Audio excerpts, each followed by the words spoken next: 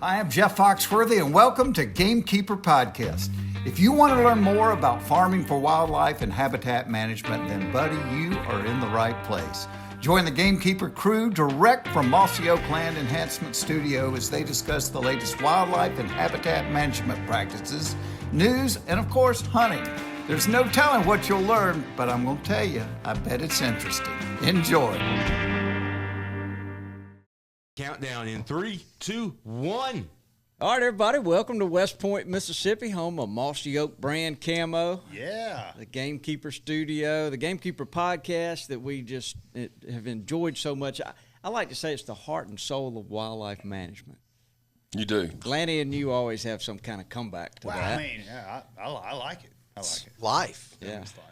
Well, it is Mossy Oak life for sure. Well, this time of year is so exciting. I mean, think about what's going on. Dove season's open. It's hunting season. I mean, here we are. I think people are shooting teal. I haven't heard of there being any teal in our area. I hope not, because the season's not open yet. Yeah. Well, I see them up north, further north of us, shooting teal. Yeah. So. And you got this antlers, this velvet season's coming in different places. So First time, yeah. First time ever. Yeah. Full swing. Bull peanuts, football.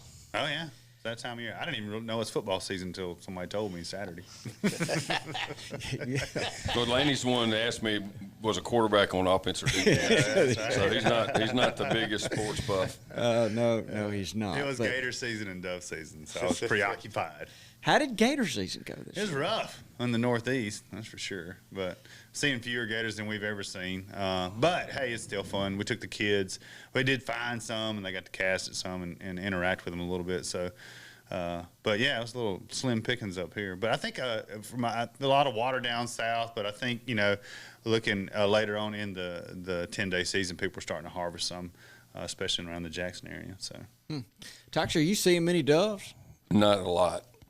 Not a lot. Have you I lost have heard of a lot. Have you lost my phone number? That just want to make No, sure. I haven't. No, I haven't. they need that Adele song. Yeah, but I mean, for some reason, your phone doesn't work quite as well in a castle on a mountain in Colorado. Yeah, I was about to say that. That's right. So, especially when you're there for like 10 days. Yeah. Yeah. We don't In the wanna hear middle you of the complaining shipping about season not for dove biologic. I hunting. mean, so pardon me if I didn't get the call through Yeah. to you. I should have called a sat phone, I guess. Yeah, maybe that's what And happened. we were not dove hunting, just so you know. You kind of asked for that one. Yeah. Well- hey, I did get the pleasure, of Jason's son and my son Drew, the Black Prairie hunt, and I'm gonna tell you it was top notch. MDWFP and the crew at Black Prairie Wildlife did an unbelievable job. Yeah, a lot of doves. A lot of doves. That is I mean, prime it was for whatever world-class, reason. yeah. That part south of here, we have a friend or two, but especially one just really close to that, Yeah. and they have great dove hunts every year, my entire life. Yeah, 50 acres of of sunflowers and brown top millet. 50 And acres? 50. Oh my goodness! Yeah, it was no good. wonder where they Did Goose get to go? No, we were working. I had to focus. We were really trying to work on our wing shooting, and it Oh, required. how'd that go? It got better. It got better. So in the end, I was proud. They shot 200 shells and killed 9 birds. Well, that's That's what Yeah. a Yeah. 22 shot average. For, But I will say there was 2 birds killed with the first 3 boxes, and then 2 birds killed with the last box. So there was definitely some improvement there. Yeah, Jason said you couldn't touch the barrel. No, they melted them down. That's for You sure. know how to improve that, don't you? How's that? You take your dog and pick up everybody else's doves and put them in your That's usually my game, 100%. That's what I do. But we were Yeah. working on our wing shooting. So again, shout out to those guys. I know Richie went out there and shot some stuff with them. So I think y'all get a sneak peek of that too. Took some pictures of their fields too. So Yeah, I went to school with one of them, Did you? Lamar. oh man, he was Lamar. pumped. He was pumped. So. So today, I'm real excited about it. We've got some great guests sitting in here with us, and Yeah. we're going to talk about hunting The dogs. dog days of summer. Yeah, that's it. So we've got. Gamekeeper's I'm best going to friend. start on the right. We've got Mr. Bill Gibson from the Gamekeeper Kennels sitting on the couch. Sound the horns. Yep, and then we are so excited to have Addison Edmonds from Gunner Kennels. I mean, The this, one and only. If you Gunner Kennels. That's right. I mean, Gunner Kennels has blown up and become just an epic brand in the last few They years. revolutionized the dog carrier world. in And my have opinion. saved a lot of dogs' lives. I Last mean, time he wasn't here the last time we talked about him on the podcast, but if you remember what I said, it's a testament that good things do happen to good people. That's right. That's exactly right. Don't say it doesn't. Yep. And I mean, I think the tagline is man's best friend deserves man's best kennel. I think if I got that right. But I've heard so many good things about the kennels and how they've performed and saved dogs' lives. And you've got other products now, but we're just happy to have you here. Yeah, thanks for having me. Little early morning, late night to get down here, but excited to be here. Well, I'm glad you were a little late, too. Yeah, Dudley's always a little late. Yeah. I'm late to everything. Got to get some more coffee in. Yeah, that's Toxie time. I prefer recording after lunch, but I'm a morning guy. I'm about 15 minutes late, and they'll say, no, Toxie time, he's a little early. Yeah, he is. it actually is, yeah. Well, so before we get going here, just a couple of things of business. Blood on the biologic. It looks like Kerry Wicks has killed another giant velvet whitetail. What's up with that? I don't know, but that's just. He leaves your number. He evidently he has, for sure. But congrats to him. He did kill a big one. Congrats to him. That's awesome. I'm seeing quite a few velvet bucks drop. Imagine that he brought up the blood on the biologic, Lanny. Yeah. oh, yeah. Oh, yeah. Did you go hunting last week? Did you get to go somewhere? Well, we don't. Well, we don't have to talk about it. Mr. Haney tell us about your harvested hunt. a nice That's right. elk. Yeah, it was a lot of fun. I mean, Did you walk much? Yeah, we walked a bunch. It was a lot of effort put into it. So. Well, I tell you what, there's nothing like, chasing bugle and elk. I just got to tell you. It'll get in your blood, that's for sure. So Something about that air out there. I love it. Yeah, it's thin. Very thin. Okay, Lanny, you think it's going to rain today? How many shots? Bobby, how many shots? Rain. Are you going to plant something this afternoon? Yeah. Okay. All right. Let's move on. When I look over here at Richie, the first thing I want to try to knock out, we got a commercial this week. Oh, my gosh. We do. all right. Who are we talking about this week? So this week, we're just started dove season. We're getting into everything else, deer season right around the corner, and perfect place to hit up is the Mossy Oak store. Oh, look at there. Oh, yeah. That's right. Well, and you can go online too if you're not sure. here. So, Yeah. Look, these T-shirts right now. Whoever, I don't know who's doing them, but the store has the coolest T-shirts. Oh, Brandware's looking really good. And they're so comfortable. And look, I think there's some really special stuff coming down the pipe, isn't it? Yeah. You want to talk about that? No. Okay. Well, anyway, some cool stuff's coming. So we Yeah. can't talk We about can't like talk about it. there's Or the when it's logo coming, but get shirts. ready. Yeah, whatever's there. It's just a great, we spend a lot of time and resources because in today's world, you just got to be sure when someone's looking for the brand that they can find it. Hopefully, it's anywhere they shop, but if not, always come see us, and we'll either have it or route you to someone. Yeah, There you go. those TK and Mike shirts are pretty funny. I love TK Yeah. and Mike. Those fishing shorts, the fit, The camo. fishing stuff is unbelievable. I'm gonna Yeah. tell you, Yeah. the shorts, the summer wear is great. We've always been great with hunting wear, but our fishing wear is top notch. Hoodies are so cool right now. They got hoodies in kid sizes too. Yeah, So that's much awesome. cool Yeah, my stuff dad's over there. birthday was the other day, and those TK and Mike shirts were the perfect gift for him. Yeah, that's great. How about that, Richie? Good job. He's from Debbie. He'd be from the TK and Mike generation like me. Yeah. Yeah, they were so funny. Showing my age. So funny. If you don't know who TK and Mike is, go to the Mossy Oak Go app Yeah, and you give watch it a, everything. Yeah, it's Pioneers. They were. Actually, the pioneers. very funny. The very first ones. All right, and you can go to MossyOak.com and find. I think you can navigate to the store off of MossyOak.com. Easily. Oh, yeah. If I'm not. Yeah, sure. Okay, all right. So we got that out of the way, and what do we want to talk about today, guys? Is just keeping your dog safe. Because when I think of Gunner Kennels, I follow you on social media, and I see from time to time, Addison, that you guys post about somebody's going hunting early one morning, and somebody runs a stop sign, and a truck gets flipped, but the kennel stays intact, and the dog survives. And man, that's got to make you feel good. Pretty powerful. Yeah, that's always really special. I think I remember right when we started, if I saw a gunner kennel on the road, I'd just get chills. And then when we'd hear about stories we call them save stories, that's not something I intended. I knew I wanted to make the best dog kennel, which first and foremost meant the safest. But I didn't actually think that people would call us up and say, hey, your kennel saved my dog's life. So it's every time it's pretty cool. I get chills. It's pretty powerful right Yeah. there. Just listening to it and thinking about it too, because as we said, a lot, the core reason we're in the raising dogs, training dogs, selling puppies is to add that value to a family, which a dog is a huge part of the family. Yeah. Just like everybody else. And to think that you've provided something to save that life, and now in a multitude of times is, man, that's so much bigger than just whatever product sales, P&L. That's generational stuff. So cool. So what led you to build this durable kennel, this style kennel that you're doing? I was going to school at Ole Miss, and I got Whoa. Yeah. Did we not vet this out? That's okay. I was in school. I was in school. I was in school. It's all talk. I've become agnostic about that. I'm good. I'm giving them money right now. That's right. Yep. I'm good. And I had an advertising company that I started because I didn't know what I wanted to do when I graduated, but I wanted to stay in Oxford so I could hunt and fish, and had this advertising company, and I sponsored a Ducks Unlimited banquet, and they gave me a Yeti cooler, and at the time I had heard about them, and I didn't have enough money to buy one, but when I saw it, I mean, I was the perfect customer. I was going through 5 Coleman coolers a year, hunting and fishing every day, not attending class as much as I was supposed to do, but when I got that cooler, I was so impressed by it.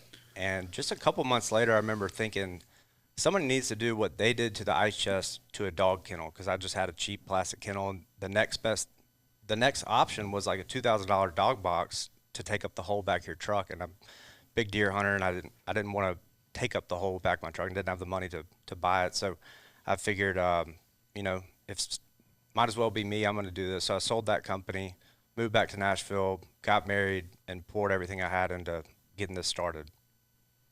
Wow. What an amazing story.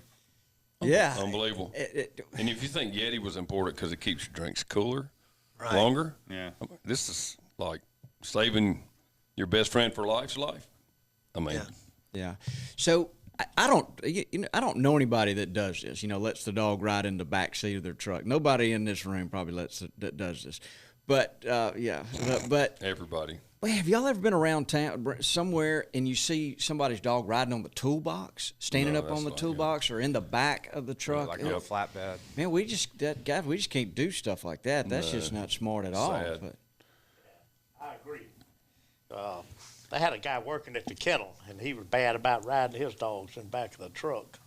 And, of course, being who I am and the way I am, an ex-cop and all that trash, I got on to him about it. And about 2 or 3 days later, he's going down 45 here, and the dog jumped out of the truck and slid down the highway. Ooh. Just a miracle. Nobody ran over it.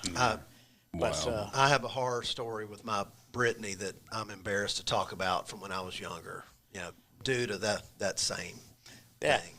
But I see people all the time riding labs and other breeds of dogs, especially the cattle-type dogs, in the back of the truck. They're standing on the toolbox or looking over the side, going back and forth. And all they got to do is see a rabbit, or maybe it's a dog in heat at a house as they're going down the highway and the dog bails out.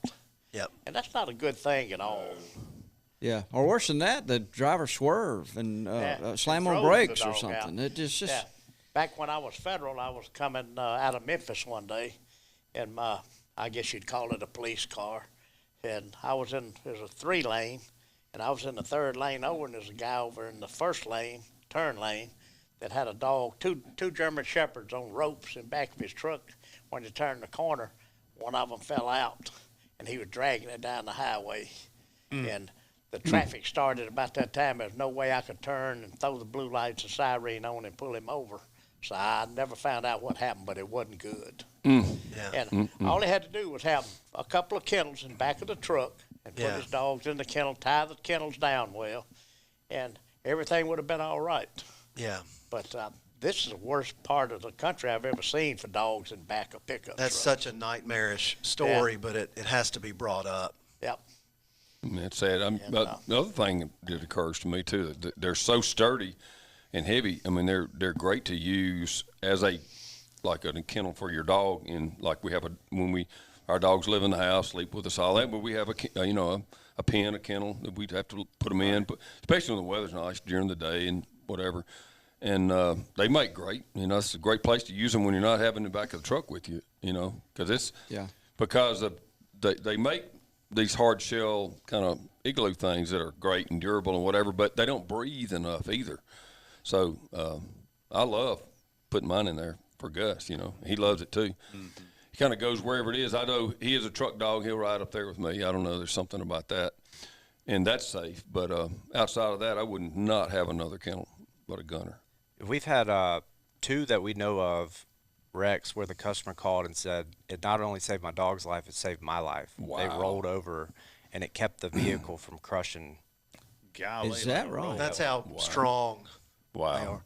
Yep. So Yeah. It is. how did you go about, in the product design, when you first started? How long did that take and all that good stuff? It took about 1.5 years, and I had no clue what I was doing. But my dad started his own business, and I've always wanted to be like him. And I started a couple businesses in high school, and so I just figured it out. I mean, I knew I wanted to make them roto molded because that's not brittle. Injection molded plastic is brittle. And so I just looked up Association of Rotomolders and went down the list and sent a non-disclosure to every one of them. And most of them didn't respond to me. One of them responded and said, "This is the next Yeti coolers. Get over here in North Carolina. We want to be your molder."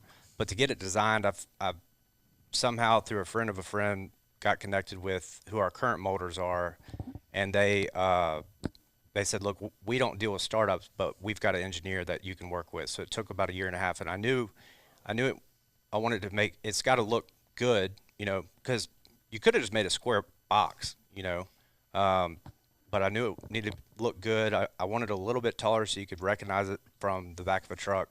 And literally, it was just every single day there was some major event that makes you feel like, well, this is not going to work. And you just got to figure out a way to go through that and, keep going.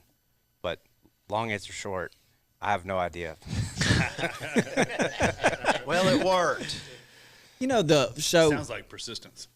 Yeah, so we've been Addison's been sending kennels for us to do. There's a Gamekeeper version of the gunner kennel, and early on, I realized when he sends these kennels to us that they've got ratchet straps, and I never really thought about forever you see guys with a kennel in the back of the truck, but what Addison's recommending is a guy ratchet strap that kennel down, tie it down. It's a cam buckle. So I remember trying to use ratchet straps for my old cheap kennel up underneath the bed rails, and it, if it gets loose, they fall and they don't work. So that's why we put tie down pins on the kennel, and then we found these 2-inch straps that, the cam buckle. They're the ones that we crash test and the only ones we recommend. But I've seen videos of guys pulling trees out of the road with those straps, so they're really strong. But it's difficult because, the straps are like $80, and I don't want to tell people you've got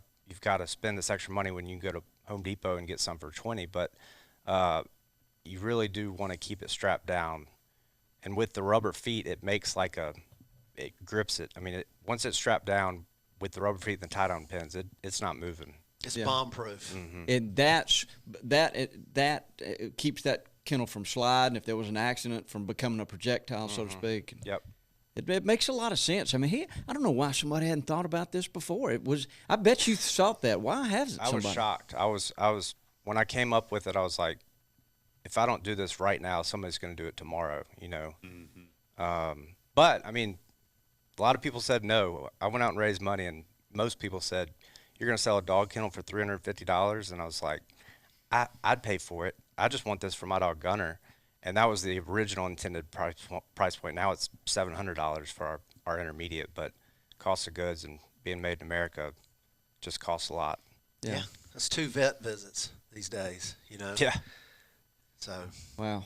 Well, so look, let's talk about, if we could. We got you guys over here. Y'all are experts in this subject matter, but I want our listeners to learn how to keep their dogs safe. And Addison, why don't we start with you? Are there? I've got a question for Bill. Since it's dove season, I remember Gunner overheated one time, and ever since then I'd only dove hunt if I was next to a pond, and I'd take him in that pond, every hour. But I'd heard that if they're starting to overheat, you can spray rubbing alcohol in their belly to evaporate the heat. That's correct.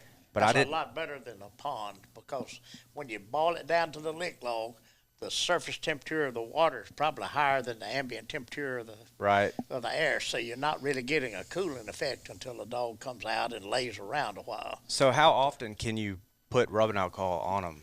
I wouldn't do it too often. See, I didn't know that. I think the next hunt I was on, Gunner got drunk from the rubbing alcohol. I kept spraying it on his belly, and I was doing it every hour. But I don't think you're supposed to do it.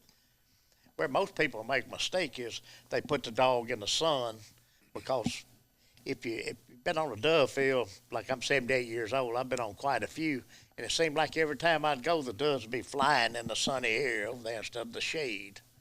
And so I said, well, I don't care that much about killing a limit of doves as I do working my dog. So I get in the shade. If I get one, fine. If I don't, that's fine too.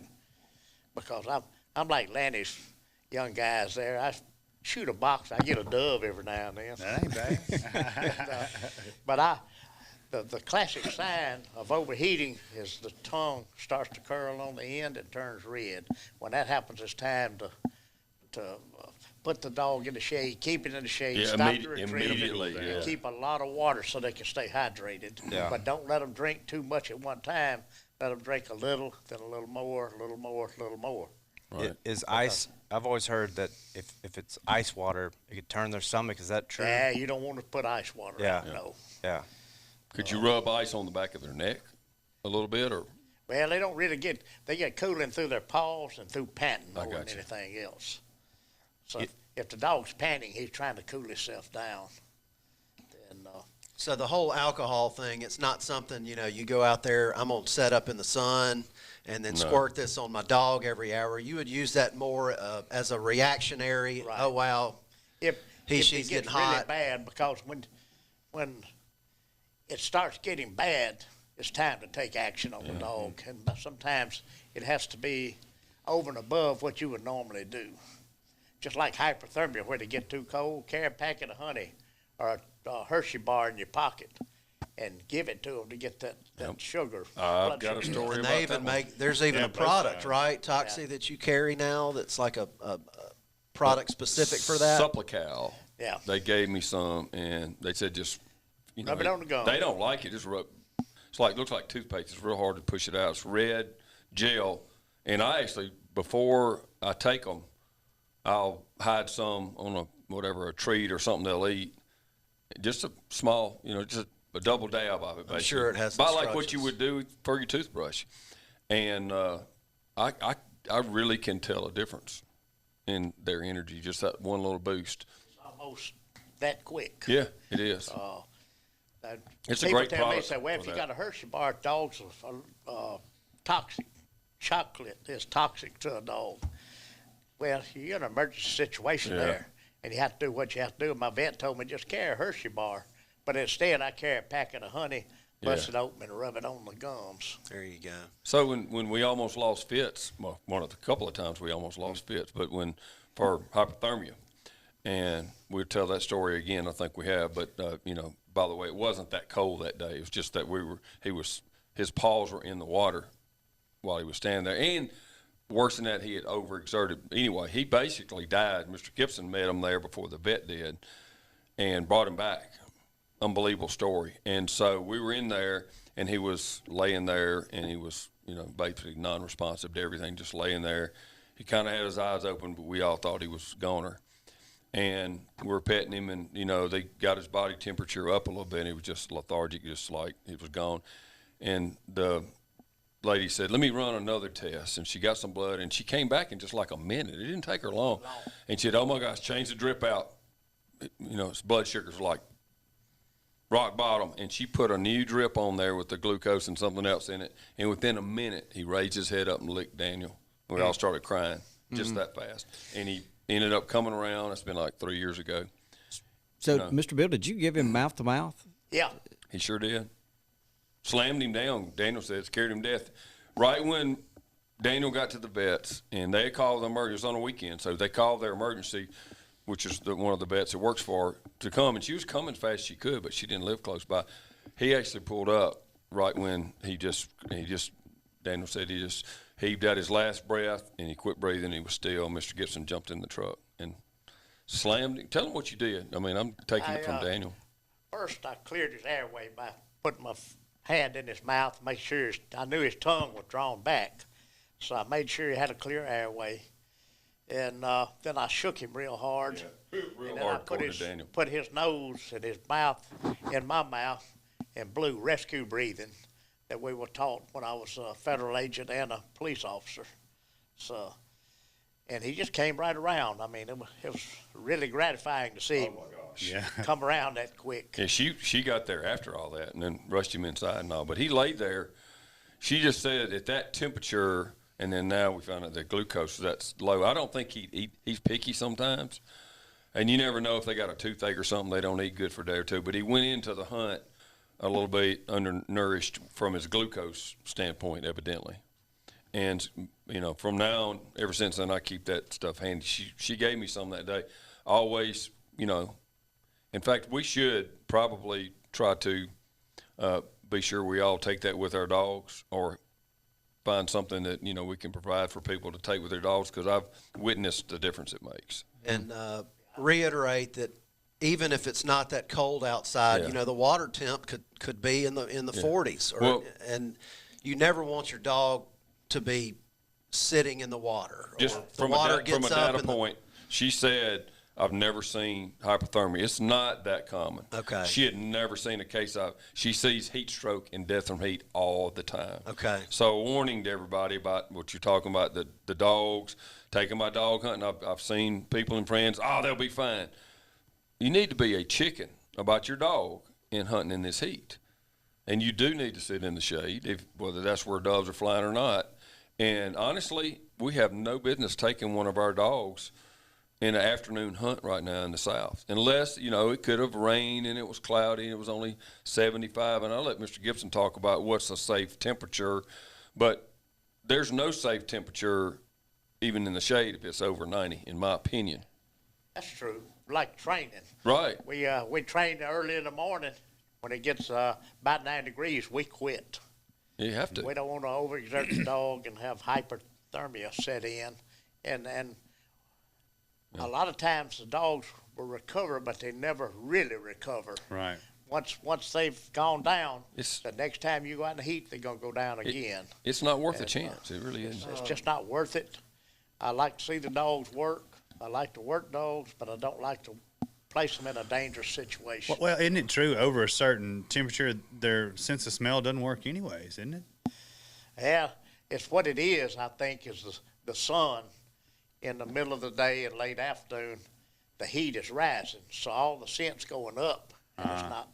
Right. They're not getting a true scent definition. Gotcha. Well, anytime mine are overexerted and they're panting really hard, they don't. There's no way they can there's no way you can smell as good. So what are some more precautionary things you can do before you go out? I mean, you know, some dogs are more of a house dog. They're not as in good a shape. I know other folks have dogs that are more fit, you know, that kind of thing. And you would base your decision on that too, I would assume. Yeah, that comes into play. Feeding time comes into play.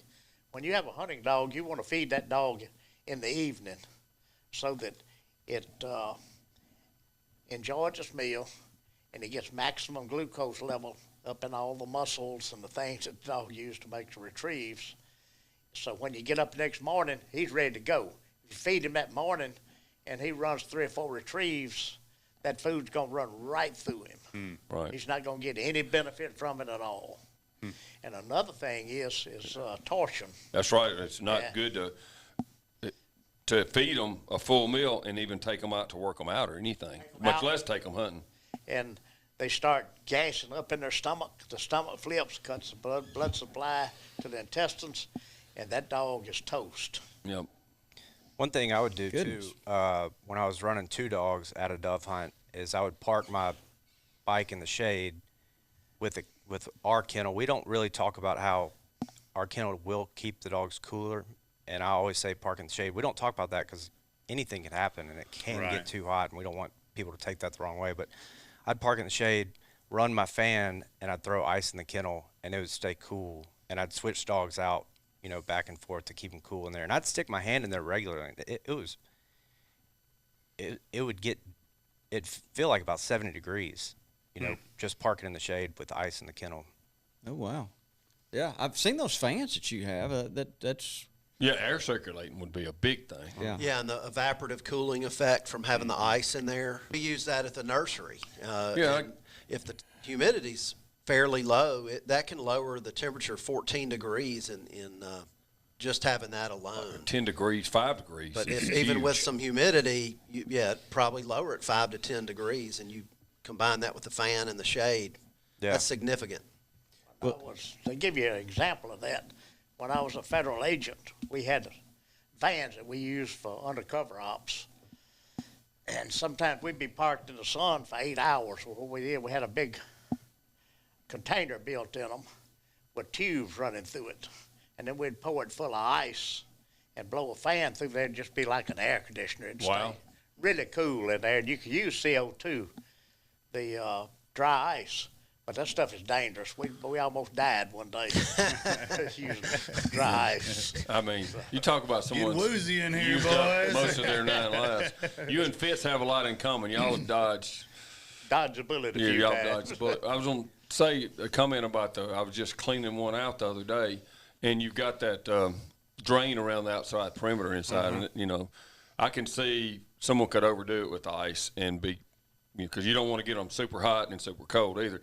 But that is perfect to just pour a layer of ice all the way around the outside, and you know, once that bleeds into like the plastic and the stuff that's made out of it, would probably make a huge difference. Yeah, we've got a prototype cot that I'll put a whole bag of ice underneath it, and then the dog's on top of it on the cot, which I can't wait to get that out. It just takes so long to come out with products, but that's a good way to do it so they're not sitting in the ice. Right.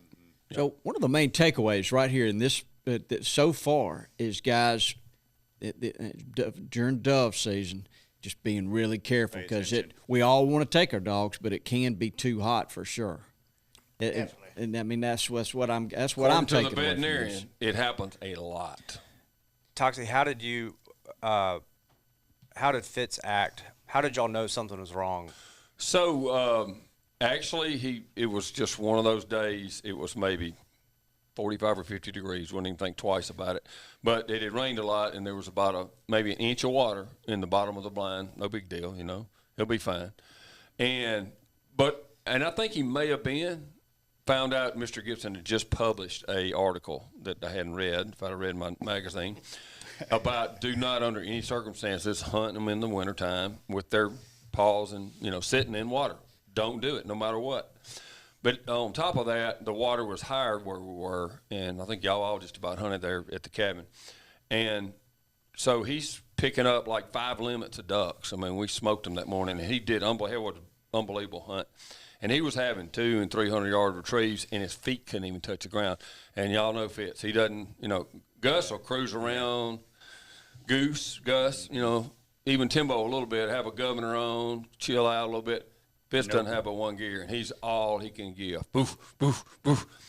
So he just completely exhausted himself on top of the hypothermia, where he brought a duck out, and then Daniel said, something's wrong. He just got out on, there's a big berm there, and he got out on the berm and just put the duck down, which he never does, and just, he's wobbling around, something's wrong. And then Daniel got out, and I couldn't see real good. The next thing I know, Daniel's like hollering, something's bad wrong. He's passing out. He's like, something's bad wrong. He got up, and he's falling over. So the next thing I know, Neil takes off running through this deeper water with his waders, running, because it's probably 300 yards to the Can-Am, and comes flying up through there, and I don't see how he made it, because it's way too deep to drive it through. And he drove it all the way through, water coming over the front dash, and drove it up on the berm. Daniel jumped in there with Fitz in his arms, and they just took off. In the meantime, calling Mr. Gibson first, then calling the vet, and it's probably from the time he's out of the blind, it's probably 30 minutes to get back. And so, you know, Mr. Gibson actually met him there, thank God, and even before the vet did, the rest is history. But he was falling over and stumbling, and you know. Yeah, well, I had a hunt in Yazoo City, and it was a warm morning. I didn't have a stand, and it was about ankle high. And Gunner was bringing back the last bird of an 8-man limit, and he just stopped. Oh wow! And he's the same. He's all go. Yep. And he stopped with the duck in his mouth, and I thought maybe he was peeing. And he started looking around, and my buddy's dad goes, I think that dog might have hypothermia. And I ran out there, got him, brought him on the levee, put him in the truck, called the vet, and hauled into town. But he had never acted like that. Right. And I kept thinking back, was there a time I could have recognized that beforehand? And it really wasn't, because that was a dog that was all go.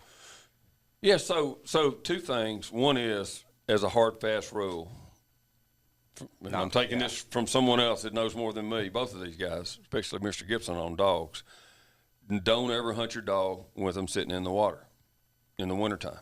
I mean, I guess if you're living South Florida or something, it's a different deal. But even here in Mississippi, do not do it. Make sure they can get up out of the water when they get back. But the second thing is, where do you draw the line on taking them, even under ideal conditions, and what temperature? I've kind of got a 28-degree thing in my head. You know, Neil's like, you know, he's fine. I've taken him when it's 20. You know, and I hear Paradise talk about having a heater. You know, ice is 2 feet thick, and they got one little hole, and the dog's, you know, and it's 15 degrees. But he knows how to operate in that kind of conditions. Yeah. But my point is, where do you draw the line? I mean, it's pretty easy to say, don't hunt them when they're having to sit in water. But where do you draw the line on the conditions and the temperature? I draw the line, if there's ice, they don't go. Right.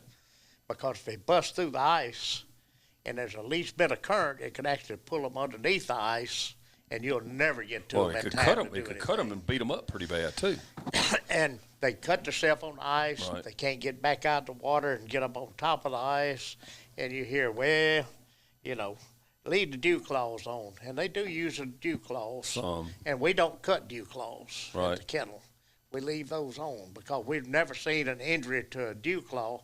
Not only that, but there's 5 ligaments attached to that dew claw. Then you got ligaments hanging loose in their legs. Right. And you get some carpal arthritis in the feet. Right. By doing that. So we quit that. But getting back to the deal, I draw the line. Anytime there's ice, I don't take a dog. That's when you just made that comment about a dog going under the ice. It could happen, and they could get cut. Now there's different degrees. I mean, you might get out there, and it was 28. First of all, it's got to be 32 or below that for ice, or it has to be cold for a while. Sometimes there's just a tiny bit of paper thin ice. That's a different deal. But if it's, he's right. If it's serious ice, I mean, I can't think of how many times we've been there, have to ride around and open up a hole, riding around, and then pushing ice out of the way to even have somewhere for them to land. And then we had a dog. We should not be taking our dogs. And there's so many different scenarios, like you may be arriving in your boat or on your bike and parking and going to the blind, or you may be in public where you got to walk in your waders for 500 yards, and so you just have to make a judgment or call. It may be 6 inches max a foot deep where you're hunting, and then it's not as big an issue. Waders 500 yards. Think how cold your dog is getting. Yeah, that's the bank that's my and point. And so take a little small skiff of some type. Yeah, let the dog sit in there and pull him to the blind. Is there a heating pad on the market? That'd be something great for you to do. Yeah, we've looked into that. And I'm worried about electricity if a dog chews into it or something. Right. I'm sure there's a better way. Well, I mean, if I can think of, there's a couple things out there. We even licensed someone that does a really cool like heated seat. With a battery. Actually, just the same things that'll charge your phone. Plug one of those in, and it'll heat it up pretty hard for I don't know, 6-8 hours. If I'm not mistaken, but there would be no electrical harm possible with that, and you're not leaving the dog there to chew on it. So I was talking about in the kennel. But I'm just thinking about in the blind on a day like that. Well, they make heated coats that run off your drill batteries. They make heated gloves that run off drill batteries. That Milwaukee stuff. Yeah, I've got all that. And think about it. That's we have talked about a heated dog vest, but honestly, if it gets that much colder and there's that much ice, especially, you probably shouldn't take them. And I know a lot of people do, and they know what they're doing with their dogs, I'm sure. So are there? But I'm just not willing to take a chance with mine. I just can't. If your dog if you think it's hypothermia is starting to come on, take him to the truck, take your hunting coat off, lay it over him, put the collar over the heater vent on the floor, and let that heater blow directly on the dog.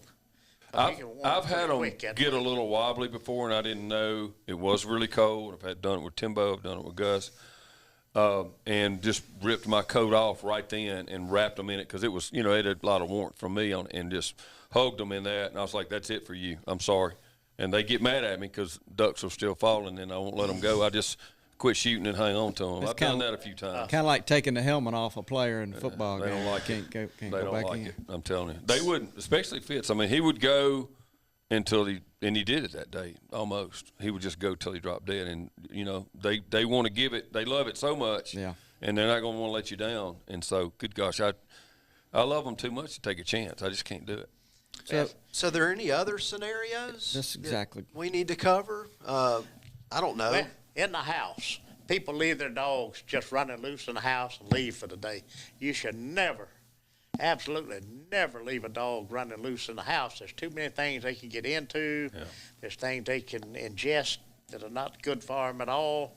That's where a gunner kennel, put the gunner kennel in your house, put the dog in there, leave it in there for the day. Put That's a little exactly water. what we do. And, Speaking of And that, leave it. what is like a maximum time for most dog breeds, like as far as having to go to the bathroom and all that good stuff? on a grown dog, maybe 8 hours. On a puppy, not very long.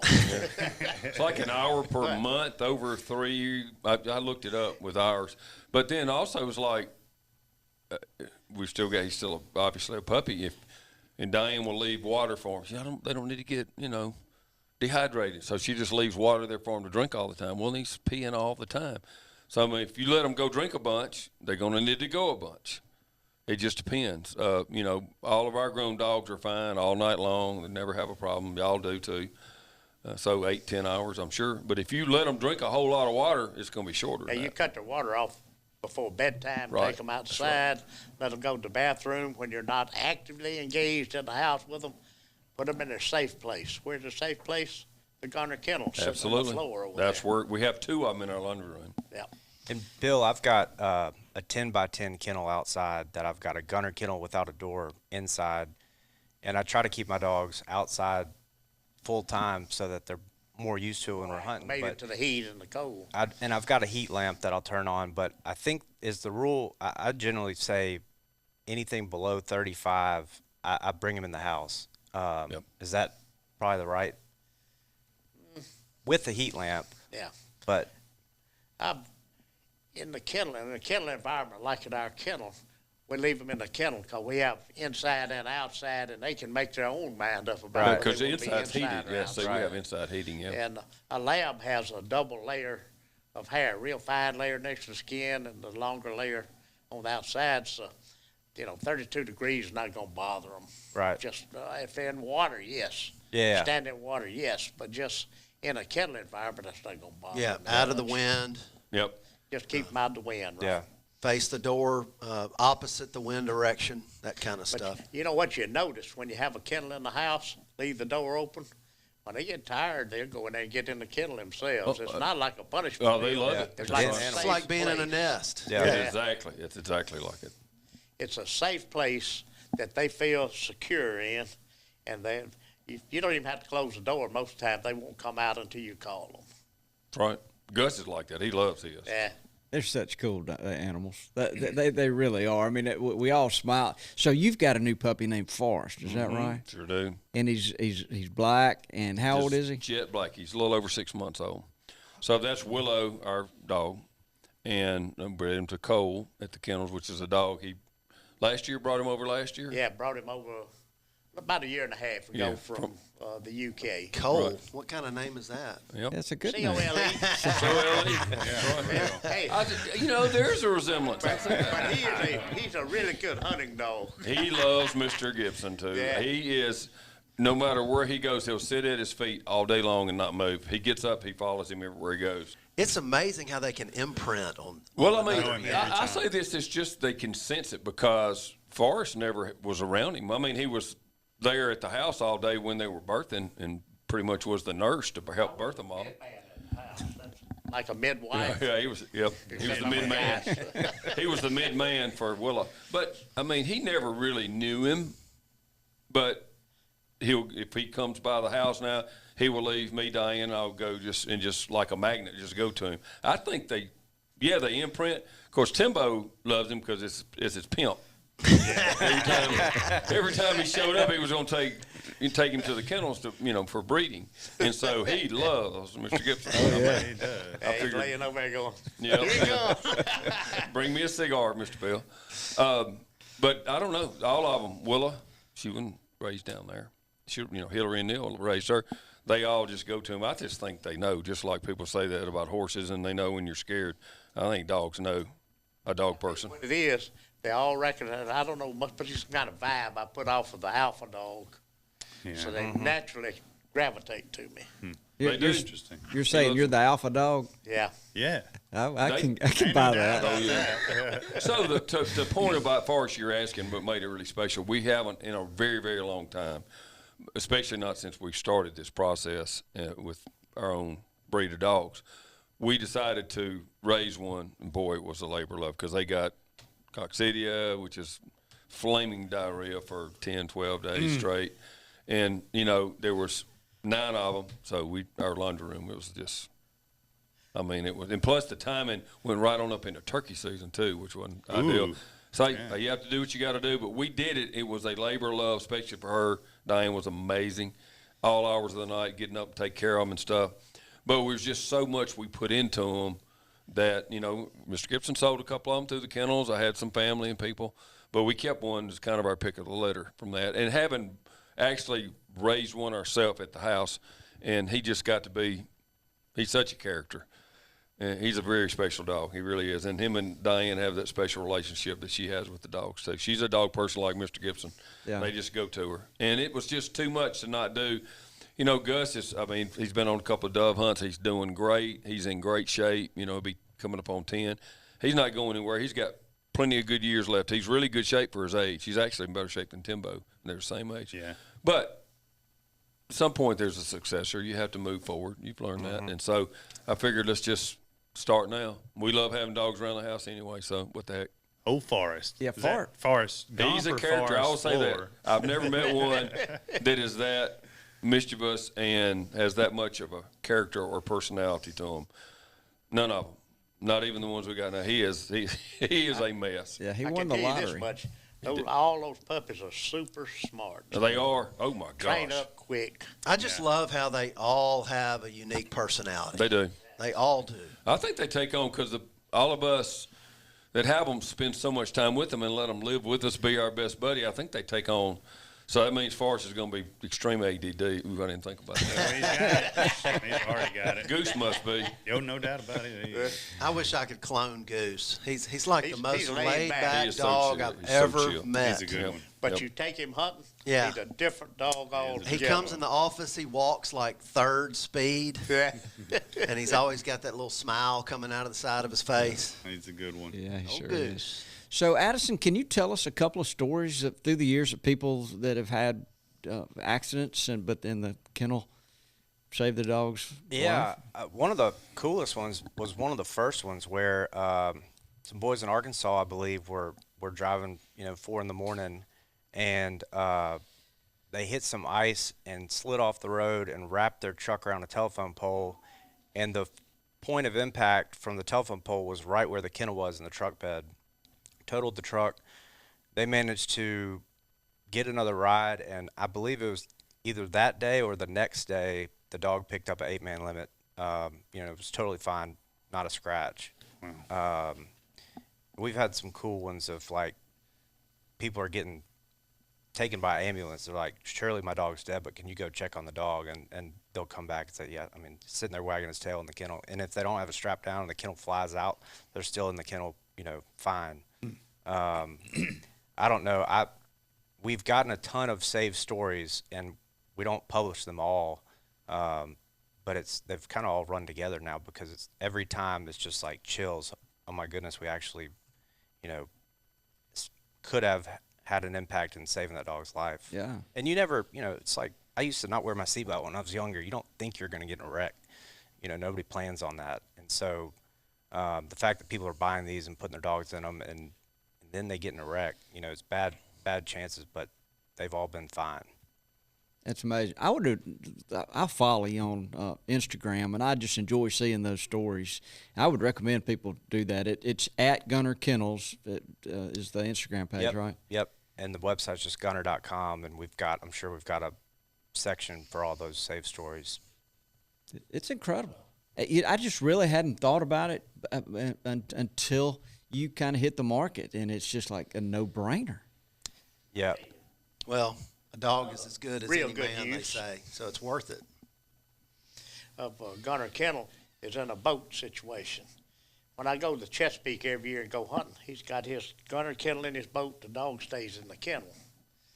And the reason is there's been so many times that dogs have been allowed to run loose in the boat. They jump out and the propeller cuts them all to pieces. Plus, those waves could hit one and knock Yeah. one out or something, and you Yeah. lose them in that current. And I know people have had the dog's leg completely severed. Oof. Wow. Yeah, All that could kinds and of that could horror be stories. that doesn't have to be just like Chesapeake Bay. That could be any boat Yeah, situation. I'm talking about in a boat situation Yeah. in general, but that's why my buddy on Chesapeake Bay keeps his kennel in the boat, puts his dog in the kennel. And when we get where we're going, we unload, set the blind up. Well, Bobby's been there. And then we're ready to hunt. And the dog's been safe the whole time. Mr. Haney. Yeah, Richie, we can do without that button every time my name is so. Actually not. Yeah, so I mean, those are larger boats than what Yeah. we see guys hunting out of here in I was Mississippi. just thinking about the other thing. There's a lot of air, and so that thing would be real buoyant if it boat flipped over. It could save someone's life to just be able to hang on to that if their boat sank. I didn't think about that. I used to run one in my John boat just because Gunner was wild on a boat. He was always running up and down, and I Right, felt yeah. much more comfortable putting him in a kennel. But if you were in a big body of water and the boat capsized or whatever, that kennel would float like a cork. Yeah. A big cork. Yeah. So, Kind of like that guy that lived 11 days in the freezer. yeah, I mean, about just Boat as wreck the other day. just a emergency safety thing, something you could hang on to keep from drowning. So, that Tachi, the way he said that, it made me want to know more about Gunner. Could gosh. you tell us a little, just a quick Yeah. version of the story about Oh Gunner? my gosh! I got to meet him. I feel like I met the president of the United States. That was a special We actually, hunt. yeah, we got to take him hunting. It was one Yeah. of his very last ducks. It was, and I kept a bird. So when they told me he had cancer in August 2 years ago, I took him to a dove hunt with my whole family, got one dove, kept it, and I kept one bird from every hunt, and ended up having 17 birds mounted, all dead mounts. And I walk by them every day in the office, and I think I think we got a wood duck and a teal that I saved from that hunt. But so you want to know more about Gunner the dog or the Gunner the dog. Yeah, Yeah, so tell he us that he story. was- I mean, he was my sidekick. I got him my junior year in college, and I took him to the camp every day. Like he was crazy about retrieving. One day after I was hunting in Charleston, Mississippi, got up to the square, and these girls came up to me because I had a puppy, and ended up becoming friends with them. And they said, "I've got this girl that I think you're going to marry one day." And I was like, "Well, that's weird. I'm duck hunting. I'm not trying to chase girls right now." And it ended up being true. I met Emily, my wife, through what I'd like to say Gunner as an introduction. And, you know, he changed my life. I've always thought that God put dogs in this world to help man. And, you know, the way that he's changed my life. And he was a great hunting dog. I was not a great trainer, so he had some flaws, but nobody's perfect. He was just fired up about hunting and inspired me to make the kennel. And now we're kind of working on other products because the pet industry is all junk in my opinion. So we're starting to go after anything and everything and try to make the best of the best. But I always called it Gunner Kennels in my head, but I didn't know that's what we're going to call it. And then I finally was like, well, I'm doing this for Gunner. And now I'm so proud that I named it Gunner so that everybody can hear a piece of our story, just, you know, as a homage to him. He was just such a special dog. You're sort of like me. The dog is actually like a child. Oh, yeah. It is. Yeah. It is. You get so attached to them. And why the good Lord didn't let them do to be 78 years old like me, I don't know. That's the toughest part about Oh, it. it is. You But know, you how got, do you? you know, but to separate yourself from the unconditional love that a great dog gives you, it's just a mistake. Even though you're going to endure the pain. I mean, hopefully, you know, you outlive the dog. But it's worth it. I mean, I know people that say I can't do it. It's too much pain. I mean, you're depriving yourself from like one of the greatest things in life is that unconditional love. And the other thing is like what's so cool about him and the story, actually, both of these guys, is that it's not that their ability to tune into that love for those animals. And so you've got to raise your own awareness of how cool that situation is and the love of your dog. I mean, if you're busy, oh yeah, I love my dog. I get them the best food. I bought them a gunner kennel. But just, to spend the time with them just like you would do with your children and to appreciate the time. It's still, we talk about Mossy Oak moments, those moments with your dog. And the tribute wasn't as much, like he said, it wasn't like I'm bragging my dog's the greatest hunting dog ever. It was his best friend ever. Mm-hmm. And that's the key. And I'm just babbling on about this so that hopefully everybody out there in their own way will see that. That's why we are doing what we're doing in partnership with Mr. Gibson and the kennels that we have here, is to let people experience that. Yeah, are they great hunting dogs? Yes. Can you train them to do anything? Pretty much. From service dogs to finding sheds to anything, whatever. Same breeds they teach to sniff out cancer or, all that amazing stuff. But they are the best friends of any breed of dog I've ever seen. Tox, that's something I'm struggling with right now. My new dog, Chevy's 9 months old, and he's been at school. And it hurt so bad losing Gunner. It took me about a year. I bet. And I remember. And now it's like, I'm trying to not let myself get so attached because it hurts so bad, but it's gonna come. But you got that you having to face that is good for you. Yeah. And I know that's easy for me to say from a distance, but that's what we got right. We lost Jake. We got right back in the saddle. God has a way. Mr. Gibson y'all know the story. There was a litter next door. There was 2 days out from him, people coming to pick him up, and somebody just that day had backed out from one. That side, we ended up with Gus. And so Diane was like that. I can't do it. It hurts too bad. I can't do it. But once she got her hands on another puppy, we keep moving forward. And being around him will help you a lot because he has hundreds of loves like that to be attached to. And he's had to learn to turn loose and let them go out the door to keep the business going. And also the ones that he's lost over the years. So, but if you don't, the pain, your internal mechanism will shut you down because, who wants to go through that kind of pain again? But I'm just saying it's just, I know I'm trying to compare dogs to humans too much, but it's like when you lose a family member, they would want you to go on, and Gunner would want you to go on, So. How many? We probably had, 200 or 300 dogs? At least. At the kennel? Yeah. Over the last almost 6 years. Yeah, at least or more. If it left up to me and you, we wouldn't sell it. We keep them all. For real. Fight it all the time. I love them so much, and I mean every litter he spends that time with is just the coolest thing to be involved in, helping people to get that. No, not just that great hunting dog. It's great. One of the pups from our litter came back with 6 months old, winning all kind of ribbons and stuff already. For a puppy, but that's cool. But the knowing. The letters that I've gotten back just from that one litter that and the few people that got out about how close they are with the dog and, how it traveled with them, they sleep with them, and, those are the things that are priceless. That's how great their dog is. You said something a while ago, my dog wasn't perfect. There's no such thing as a perfect human or a perfect dog. Right. Yeah, I mean, you don't have to look very far to see that. He is. For a year, never break while you're hunting. And then the next time you go, That's right. boom. Yeah. So don't ever expect one to be perfect. No. They're not perfect, but they are super companions. The They're best. super hunters, and you can't help but fall in love with them just like your own child. I mean, that's the way I am anyway. Everybody's not that way, but I am. I love the way we seem to train them around here. They want to please you. They don't feel like they're being forced to do a job. That's right. There's two kinds of dogs, those that are forced to do the job and those that want to do the job. Right. And I like the ones that want to do the job. They also that's what seem to we be try to better around the propagate. house Yeah. when they're trained. Well, I mean, they and I guess the chief babysitter now is Bobby Kleitz moved in down there and made a world of difference in taking a little pressure off him doing it. But even from the earliest days, and you and then Riley and then my niece was working down there. And so they would take every litter of puppies every day. If they weren't there, Mr. Gibson would, and they start, and you really don't need to be messing with them until, 2.5 weeks old or so.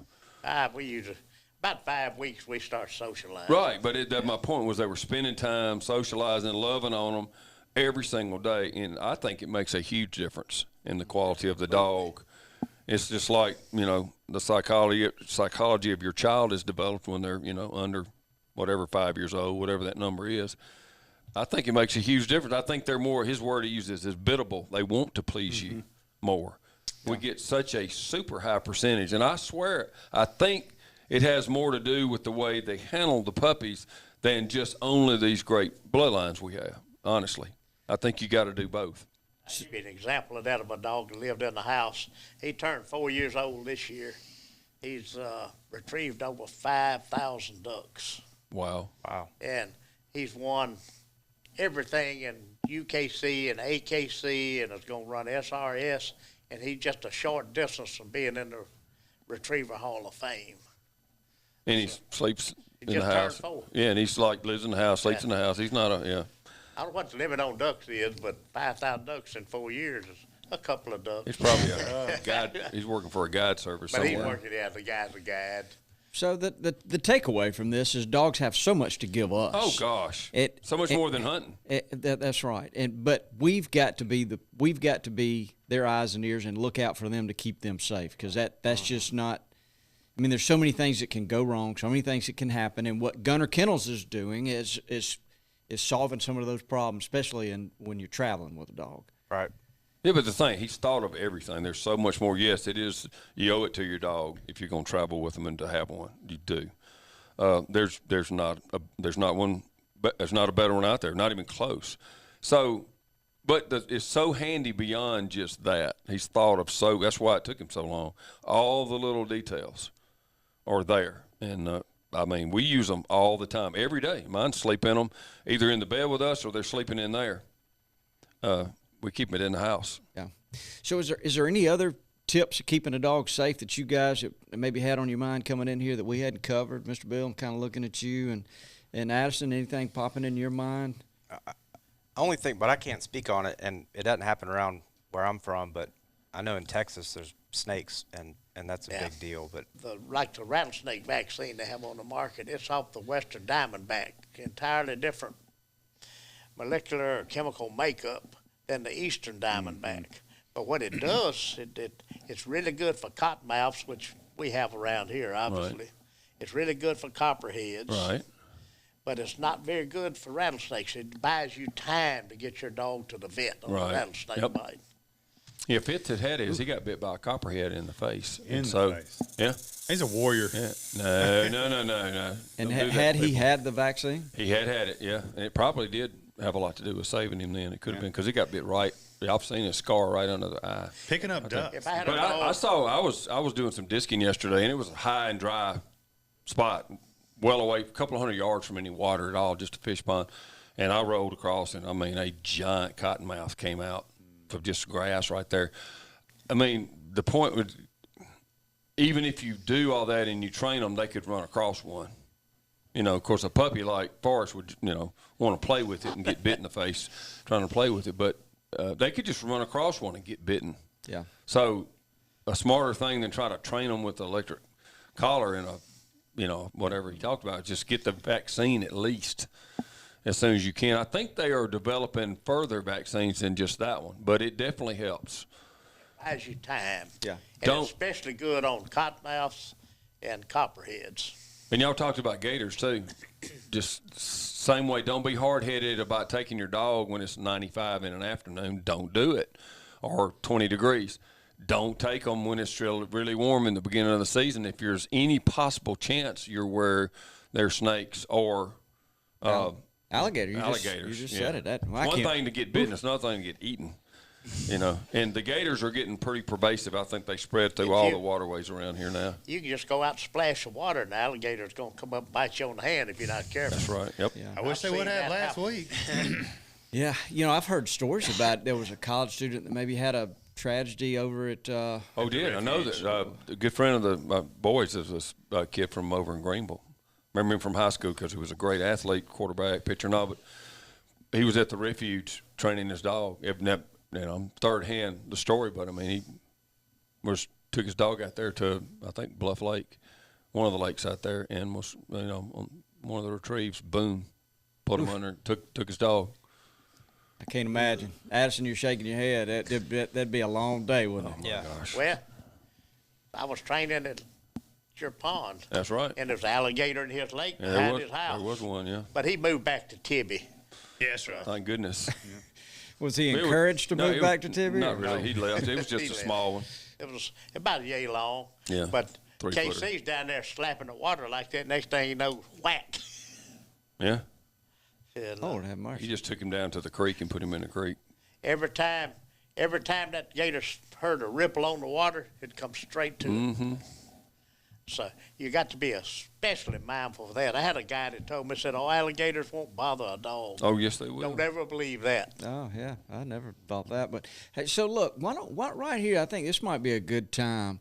Addison, we'd like to get to know people a little bit better, and Dudley, we've got some questions. We call it rapid fire. It's brought to you by our friends at Springfield Armory. But we ask you some real fast questions. You get to answer them, and Ruh-roh. we'd like Just to hear learn a little more about you. That's it. Yeah, let's hear what It's he's got. fairly painless. Bobby, right, Bobby Addison, can't let it pass without at least one shot at embarrassing you, like he does us every day. And you can say neither. You know, it's like a two-choice kind of thing. But if you can say neither. Some is hunting related, some might be lifestyle related, etc. All right. All right. So here we go. Rapid fire. Are Here you we go. ready? Yes. White or wheat? White. Timber or flooded field? Timber. Dry land or big water? Dry land. Dogs, male or female? Male. Gigging, flounder or frogs? I've been flounder gigging more lately. All right. Yamaha or Merc? Yamaha. Yummy. Hottie Toddy or Hale State? You can say neither. I'm going to say hotty toddy, but I do have an affinity for Mississippi State. All right, All good, right, good. good Gunner answer. out a lot. Ford or Chevy? Chevy. Duck meat or deer meat? Duck meat. Potted meat or pate? Pate. I don't What is pate? I thought that was the same thing. Southern pate. Oh, my bad, my Great bad. answer. Yeah. Yo-yo or hand grabbing? I do more yo-yo. Natty Light or Bush? Natty Light. Luke Skywalker or Luke Combs? Luke Combs. Blue Combs. All right. Good job. Those are Oh, fun. perfect answer to pate. That's like, what is that? I've never heard of that. Yep.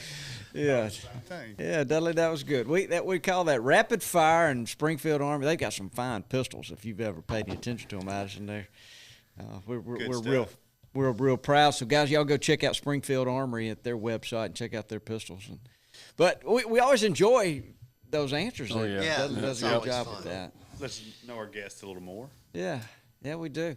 Addison, so Nashville is where your business is based. Is that where home is? Yep. That's where I'm from.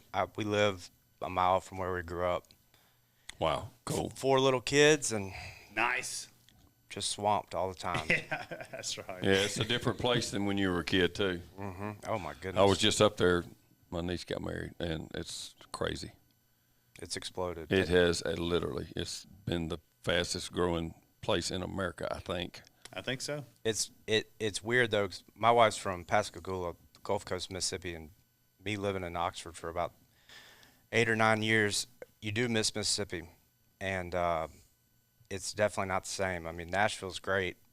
All this new people's brought in good restaurants and more traffic, but I miss the pace of life in Mississippi, and we've got one day we'd like to have a place down on the coast with next to Emily's parents, but I miss coming down here. I always enjoy. When you said we might be doing a podcast, I was like, name the day. I can't wait to get back down. Yeah. Well, we appreciate you coming down here for No sure. doubt.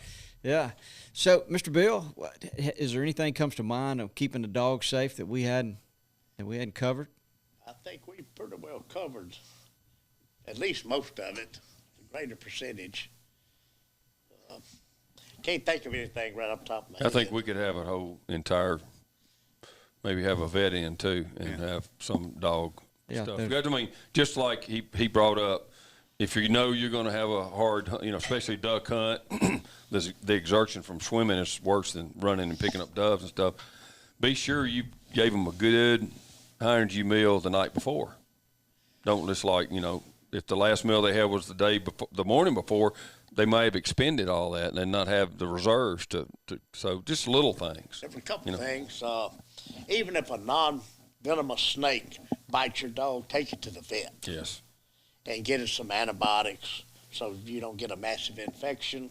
And always carry a first aid kit with you when you're hunting. Yeah.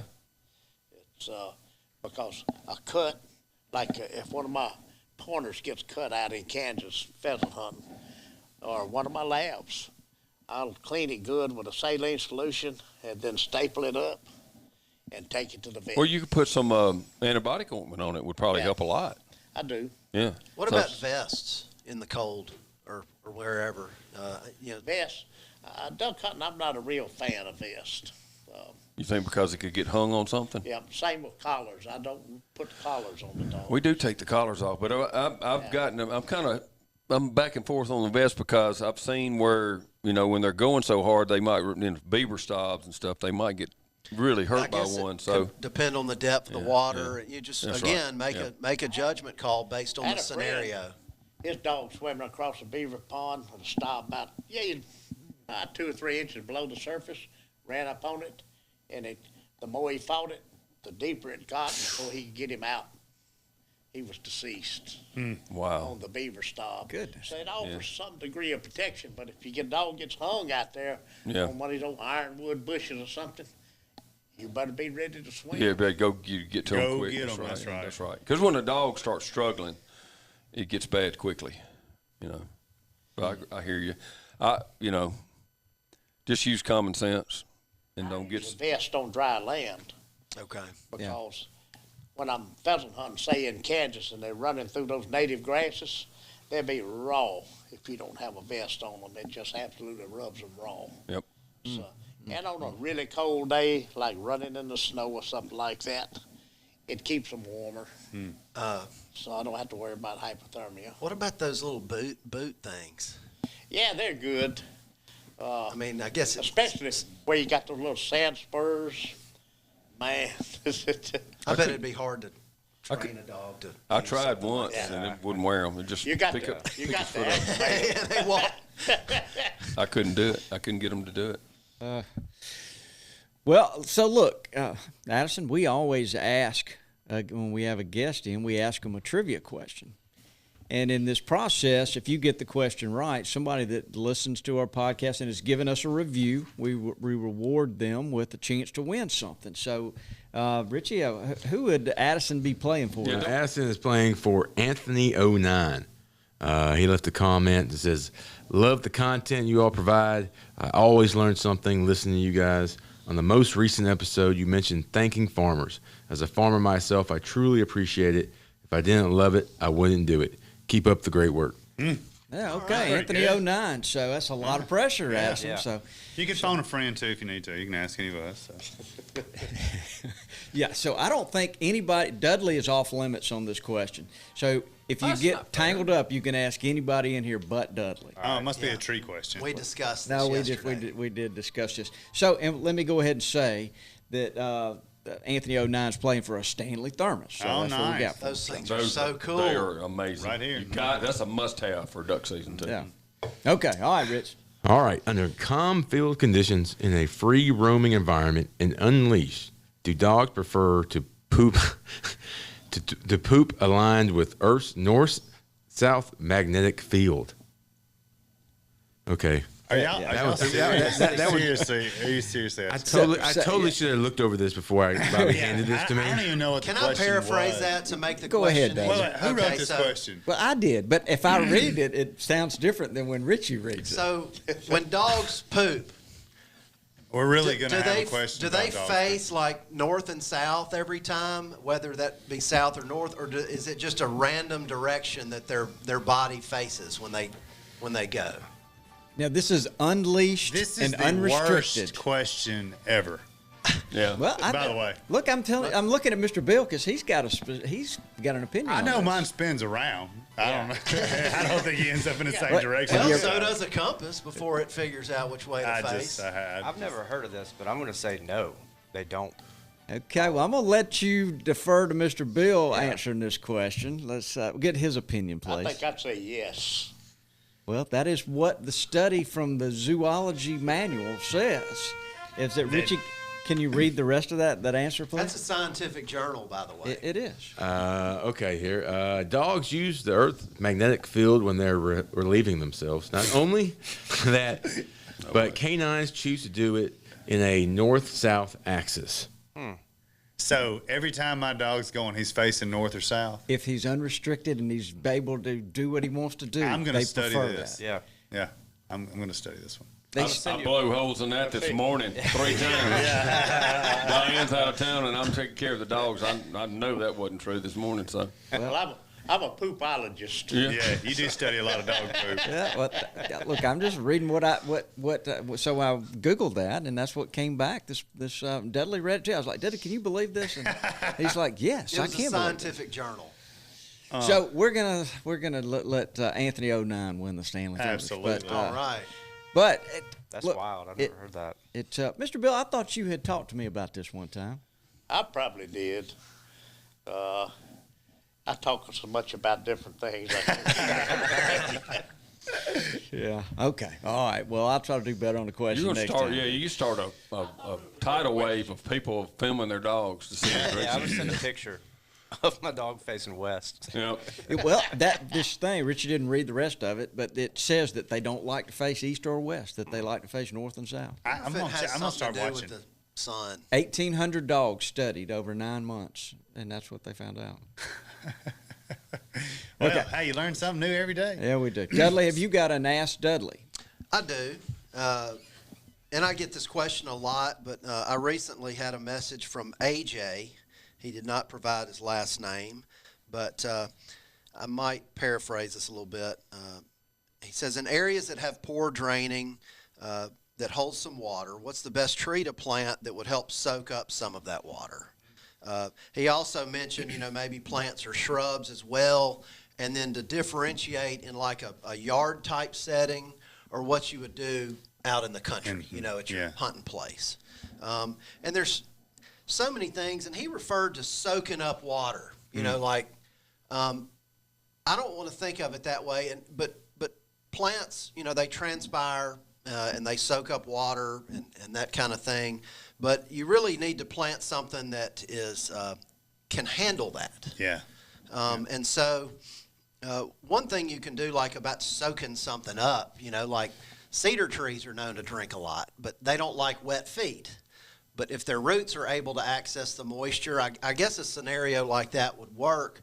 But think about species that can tolerate moisture and poor drainage, and then you plant those species there or let them occur naturally, and in time, instead of just mowing it or bush hogging it, those plants are going to send down a lot of roots, and when they die, they're going to leave a hole in the ground, and so in time, that area may not hold water like it used to. So, Nuttall oak, willow oak, pin oak, and as far as natural regen, little sedges, tupelo gum, Red maple. swamp white oak, red maple. There's a lot of different things. And what folks can do is they can call me and describe their exact scenario, and I can help them better make a decision depending on where they're located and, whether it's their yard. Like I wouldn't plant a bald cypress in a wet spot near your driveway because you don't want a bunch of knees popping your driveway up. That's right. But it would be perfect out in the country. Right. And I just encourage folks to do stuff like that instead of mowing it back all the time. Let it be a little mini wetland. Maybe even take it a step farther and turn it into a little duck hole, a little waterfowl impoundment. I like what you're saying there. And also, while you've got my attention, I was just going to mention that it's tree season. It's tree planting season. And so, kick in there. Yep.